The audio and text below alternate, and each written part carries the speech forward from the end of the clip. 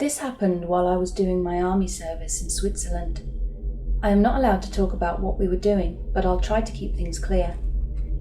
My company had installed a huge antenna and it had to be guarded by 2 soldiers day and night.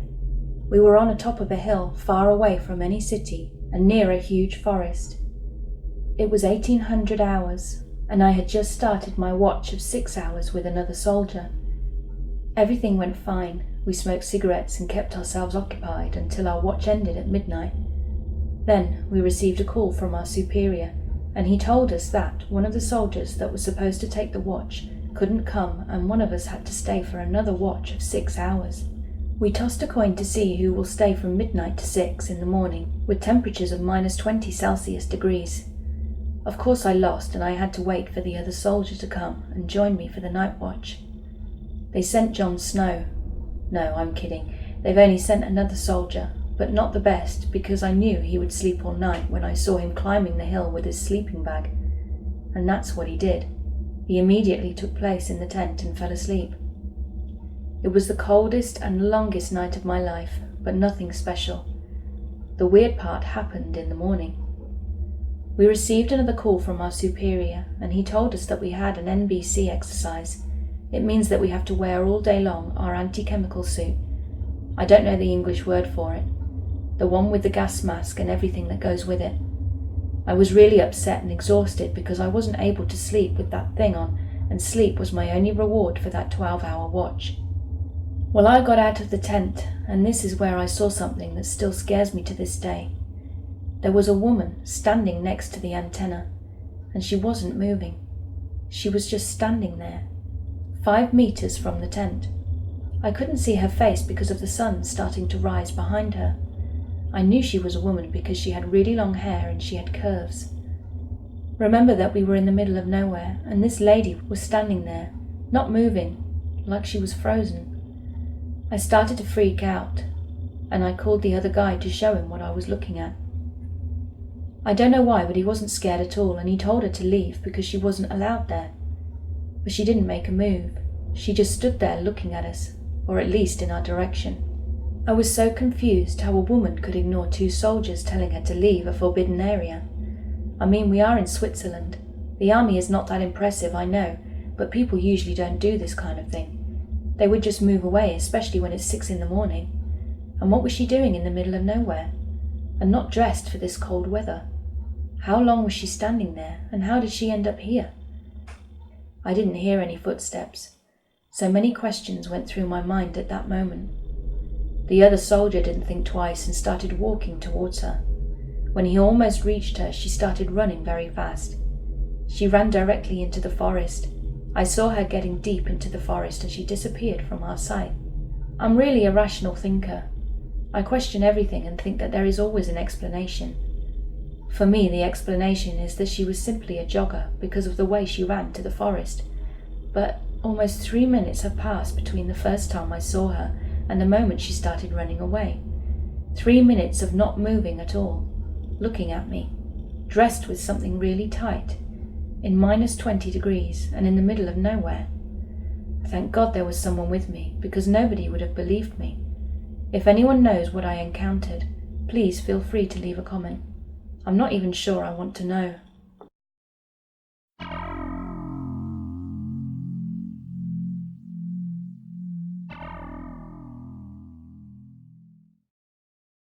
I've had many unexplained and paranormal related experiences in my life, and at 40 years old, I kinda just accept that these things happen around me a lot, and I have some sensitivity to them. That being said, here's some backstory. It was summer 2014. I had relocated and left an abusive marriage and spent time in a refuge before finally getting my own house. Some odd things happened around me and in front of others while at this refuge, but that's another story. I, at the time, put it down to the very old big house we were in. I moved into my own place 10 months after leaving my husband at the time. A lovely 1-bed bungalow, massive garden, and although lots of decorating was overdue, it was mine. Peaceful and full of optimism for me. I was still dealing with the police while things progressed until my court date, so it was still a stressful time. This impacted on my moods, but I was doing okay. yet quite detached at times. As weeks went on, I settled into my new home.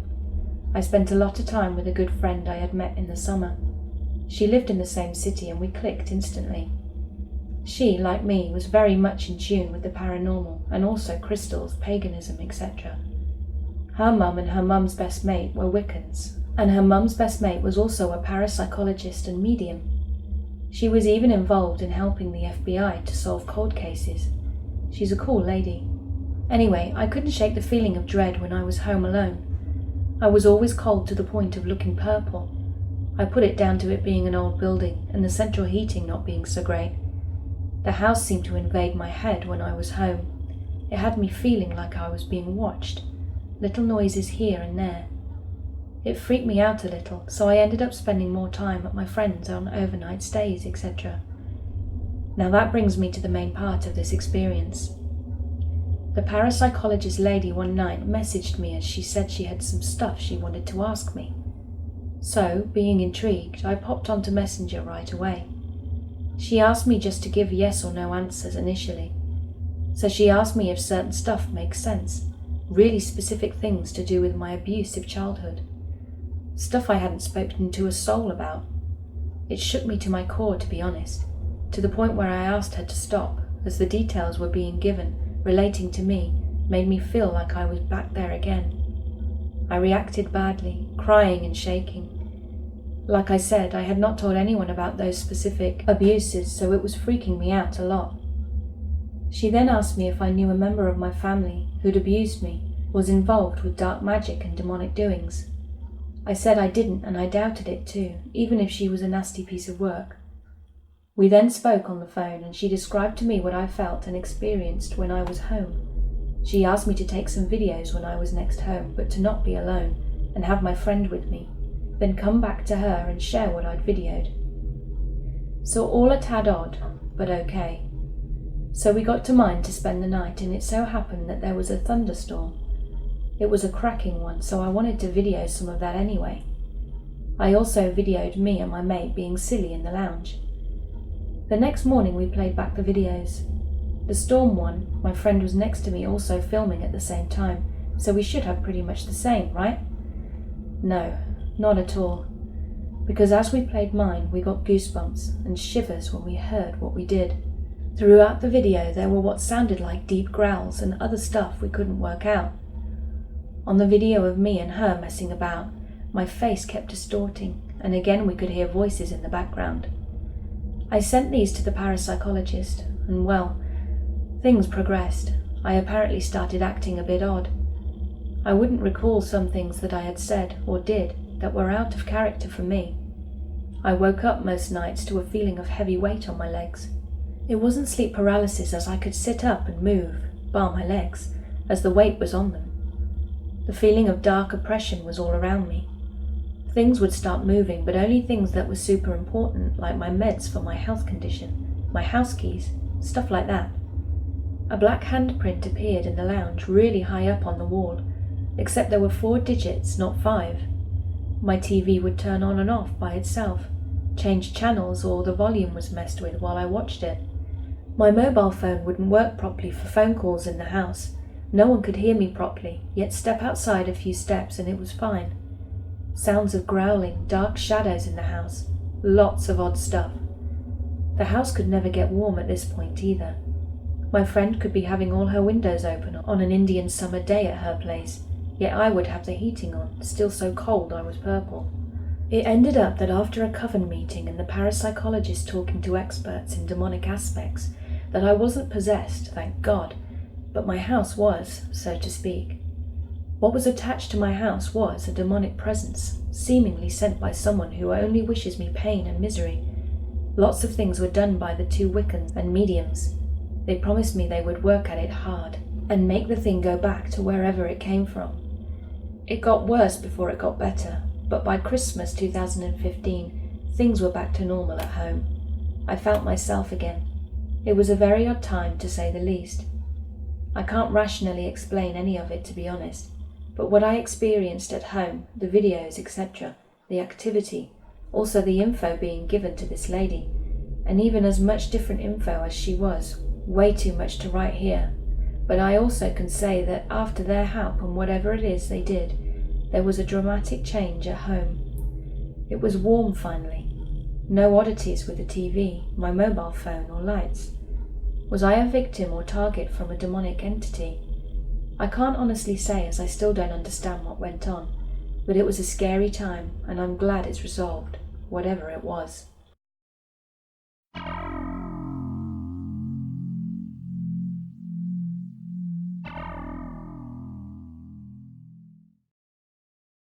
This event took place in Germany in the summer of 2017.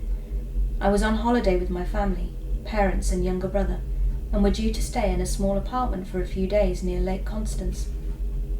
After a long journey from England, we arrived at our destination, a small guest house with a few rooms and a separate apartment complex.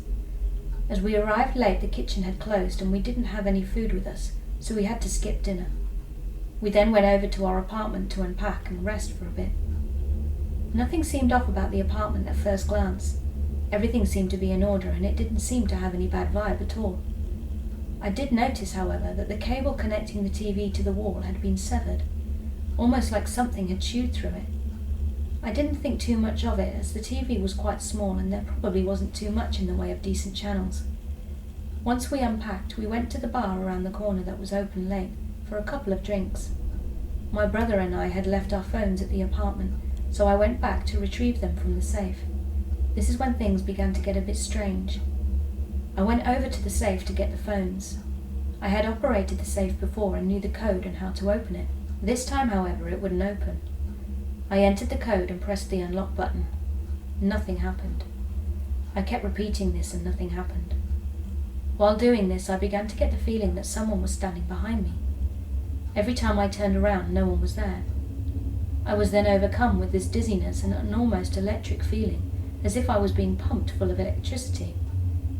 It occurred for a few seconds. All the while I felt as if I couldn't move and that someone was behind me. The feeling wore off and I looked around to see nothing there. I tried the safe again and it opened. I went back to the bar and told my family what had happened. They were a bit taken aback and didn't know what to make of it. We all returned to the apartment just before midnight, and that's when things began to get weirder. There were 2 bedrooms in this apartment. My brother and I were sharing one room, and my parents were in a double bedroom. My brother complained that he felt sick and went to go sleep with my parents. A few minutes later, he was being violently sick in the toilet. My mum was panicking because of the amount of sick he was retching up. More horrifyingly, the colour of this sick was jet black. He hadn't eaten much that day and he didn't consume anything of that colour. He immediately felt better after the ordeal and we all went to bed. Being someone who believes in the supernatural, but also being fairly rational, I tried my best to reassure myself that there was probably a logical explanation for all of this. This was made difficult, however, by the events that followed. Despite the windows being open, my room felt unnaturally hot. The outside temperature wasn't particularly warm, so I found this somewhat strange. Seeing as I couldn't sleep, I decided to go on my phone for a bit. The Wi-Fi, which had been fine earlier, didn't seem to work. Most of the electrics seemed to work one minute and not the next. Could have been faulty wiring maybe, but something seemed off to me. I put my phone on charge and sat at the table across the room from me. The overhead lamp didn't work at first, but after flipping the switch a few times, it eventually turned itself on. I grabbed the pen and paper that was on the table and began writing out football scores. Not something I would usually do, but I was bored and didn't know what else to write. After about 5 minutes of doing this, the lights began to flicker. I didn't worry about it too much and carried on writing. What happened next I will never forget. I began to feel overcome by this peculiar energy, an electric feeling similar to what I had experienced earlier on that night. I was unable to move and I couldn't take my eyes off the piece of paper I had been writing on. The electric energy surged through my body and everything around me became blurred out as all my attention was focused onto the paper in front of me. The writing and numbers that I had written onto the piece of paper slowly began to turn into a foreign language. The writing was Latin-looking and was like nothing I had ever seen before. I believe that it was Gothic script, a script that is hundreds of years old and was used in Western Europe. It was a surreal experience. I don't know how long the ordeal lasted, but it seemed like an eternity. I was dazed and confused. I didn't know what to do with myself, so I went back to bed. After a few hours' sleep, I woke up to the sound of low-pitched growling. Thinking I was half asleep, I gave myself a few seconds to adjust. I realized I was fully awake and could still hear the noise. It sounded like it was coming from under the bed. I hid under the covers, trying desperately to control my breathing and not freak out. This growling did not sound like that of a dog. It sounded like something unknown, inhuman maybe. I was now starting to realize that there was no real explanation for any of this activity.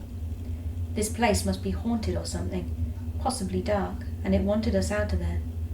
That's when I felt air blowing on my feet, which were exposed, sticking out from under the sheets.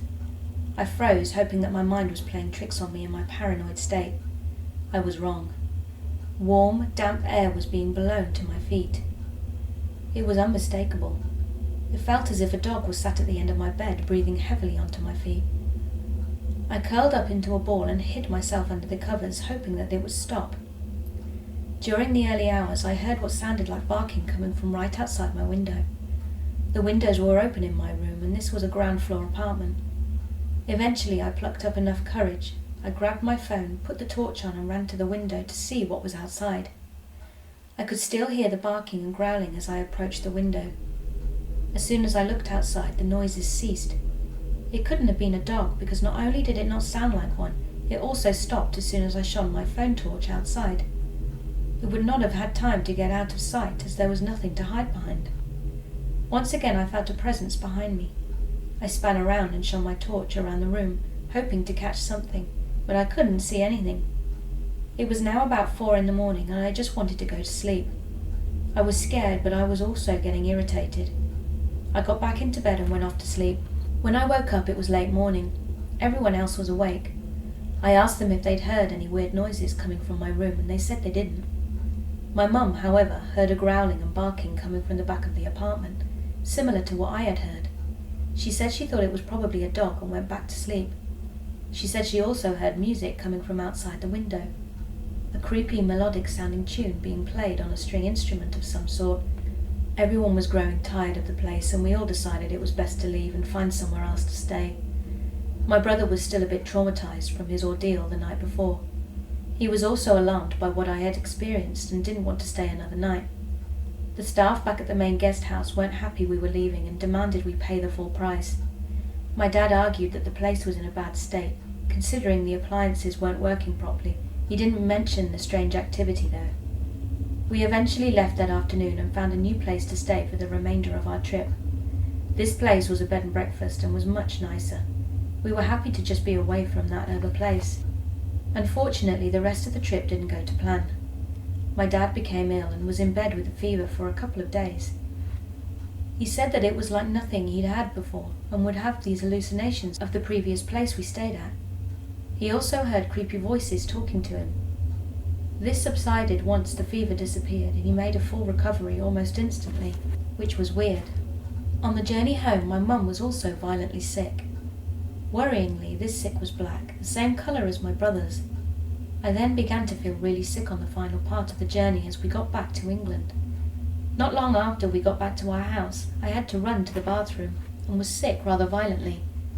This meant that all 4 of us had now been ill since staying at that apartment. I don't know what type of entity was lurking in that apartment we stayed in, but it sure as hell wasn't friendly. I try and convince myself that it wasn't demonic in nature, however. It's hard to think of what else it could have been, or what it could have done if we'd stayed longer.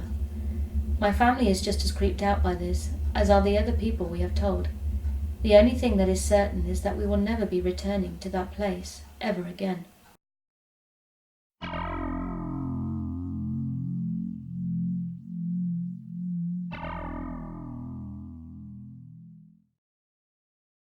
I've always been able to find an explanation for everything that has happened to me. Even for the post I wrote a few days ago, it can still be just a jogger, the weirdest jogger though. But for that one, no explanation at all, even if it's not that big of a deal. When I read stories here, I'm like, wow, if that is true, or if that happened to me, I would believe in paranormal with no doubt. Your stories are amazing, but even if I believe most of them, well, I only rely to what I have actually witnessed. It's like that it's stronger than me. So for the story, like I said, it's not that impressive, but it's still unexplainable for me. About 13 years ago, I was watching Lost with 2 friends and I wanted to go to the bathroom. I got up and went. Just some details here. When you're on the toilet in my parents' flat, the door is 5 centimeters away from you on the left, and the closest door to that is the one to my parents' bedroom. And it's not really soundproof. Everyone can hear you taking a shit. So I was there doing my thing when I heard a huge slam from the door of my parents' bedroom. I shouted, "Get the fuck away from my parents' bedroom, guys!" All I heard back was, "What?" coming from the living room. No footsteps, nothing. And the living room is quite far away, so there's no way someone would have run that distance in 3 seconds without a noise. I finished my thing and went directly to the living room, shouting at my friends, asking them what they were doing there and why they had slammed the door. The first thing they said is that they thought it was me, and they really looked sincere. So I've started to check every window to see if one of them was opened, but nothing, and it wasn't even windy outside. Just to let you know, my parents' flat is kind of pressurized. You can't slam a door if no windows are open. I mean, really, you have to put all your strength to obtain a small slam unless you hold the door the whole time. I know, you're thinking that my friends could have done this. Well, I've always had a doubt. I always tried to find an explanation. So every 1 or 2 years I ask them again, and the answer is always no, or get the fuck out with your slamming door. Today I'm 28 years old and I ask them again. Even if we don't see each other that much, the answer is still the same, and I believe them.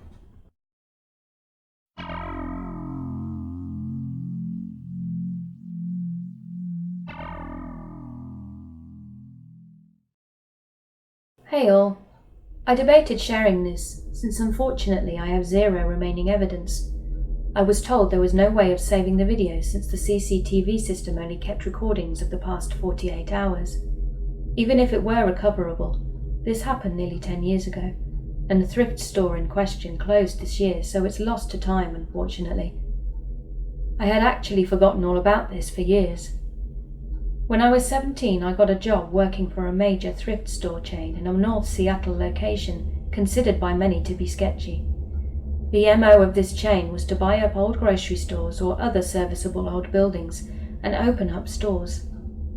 This building was, I believe, one of the old grocery stores of the area.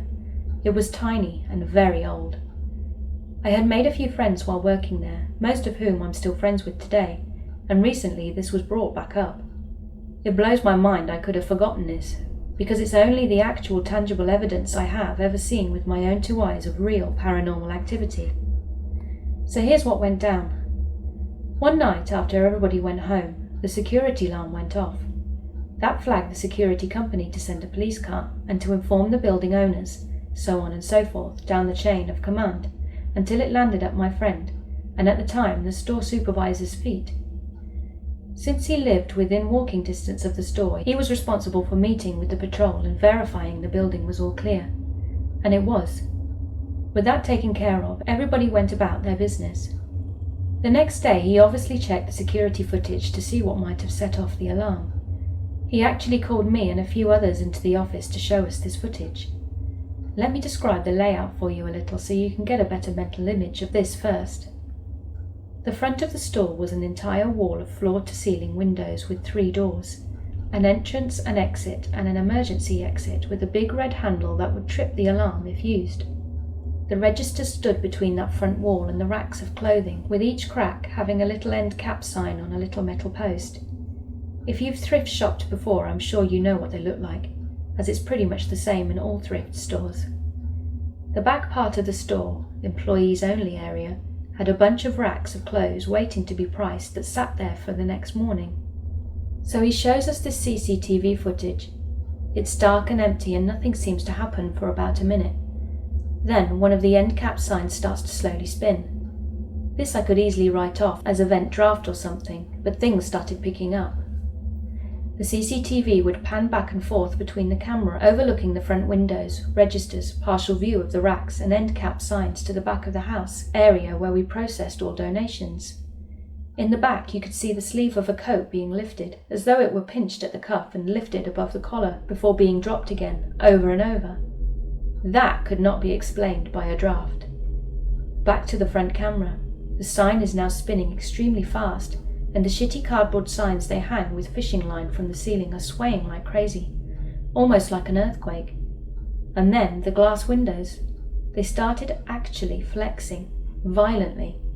The red handle on the emergency exit door, a long metal bar almost as long as the actual door, at the front thrusted up and down while the whole door and surrounding windows looked like they were being wailed on by somebody, or several somebodies. This is what set the alarm off. There was nobody there. The parking lot was visible through the glass, and there was not a single person there. All the activity started very slowly and ramped up into a somewhat violent frenzy, and then just stopped, all within maybe a 1 to 2 minute span. So yeah, I have no proof, and that is frustrating, and I can think of no logical explanation for any of it. I'm absolutely floored, as I was even able to forget I was shown that video, even if it was the better part of a decade ago.